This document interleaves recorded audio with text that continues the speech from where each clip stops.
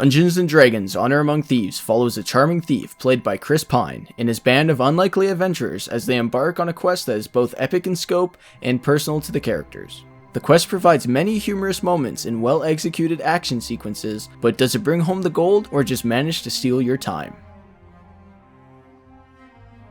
This movie is best described as fun. You will enjoy it while you're sitting there, but it doesn't do much beyond being a crowd pleaser.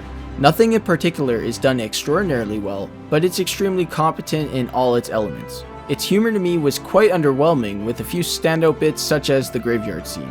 This scene will act as a litmus test whether or not you would like this movie, so watch the clip they released on YouTube, the link will be in the description. While the scene was a personal high for me in this department, many of the others were just throwaway jokes that the audience in my theater enjoyed, but left me feeling numb. What is interesting about Dungeons & Dragons: Honor Among Thieves is that while all the characters have a backstory and motivation, the movie uses fantasy class archetypes to define each of the characters. We have Edgin the Bard, Holga the Barbarian, Simon the Sorcerer, Doric the Druid, Zenk the Paladin, Forge the Rogue. Chris Pine's Edgin acts as our main protagonist, but his companions share equal amounts of screen time, and their history is arguably more interesting. Much of their camaraderie and fellowship is unfortunately brought by the way of exposition and flashback, which Dungeons & Dragons peppers throughout its runtime. It quickly acclimatizes you to the world and provides a crash course to our heroes, but it leaves a lot to be desired when it comes to the driving force for the party.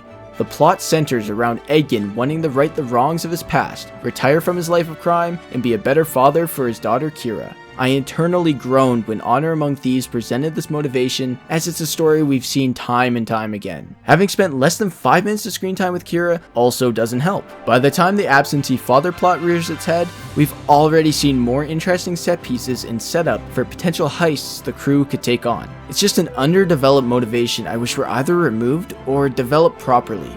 This brings me to my next gripe with this movie, which it feels overstuffed with ideas and plot lines that don't all gel together. Not only are they trying to reconnect with Edgin's daughter, the crew attempts to take down Forge, a former member of the party who's double-crossed them, as well as take down an evil wizard whose faction has ties to Edgin's backstory. It almost felt like 2 movies shoved into a 2-hour and 14-minute runtime. The stakes are also not made clear, such as for the wizard's plan. It's shown to be extremely destructive, but after watching the movie, I was left wondering why the heck they were even executing these evil machinations. The number of plots, characters, world-building elements, and loose ends reminds me a lot of 2016's Warcraft, but with a much lighter, sarcastic tone. Where I believe Dungeons & Dragons shines the most is in the action sequences, which were a lot more interesting and competent than I was expecting. Set pieces involving large-scale battles, mythical creatures, epic sword fights, and visual spectacle are all present. I also enjoyed how much of the world this adventure spanned, from the icy tundra of Icewind Dale all the way to the sprawling city of Neverwinter. Honor Among Thieves keeps each location unique, and along with many name drops will be a delight for fans of the tabletop game and its expanded material. All of these elements paired with cool practical creature effects and incredibly accurate costumes makes Honor Among Thieves stand a small notch above the average franchise film.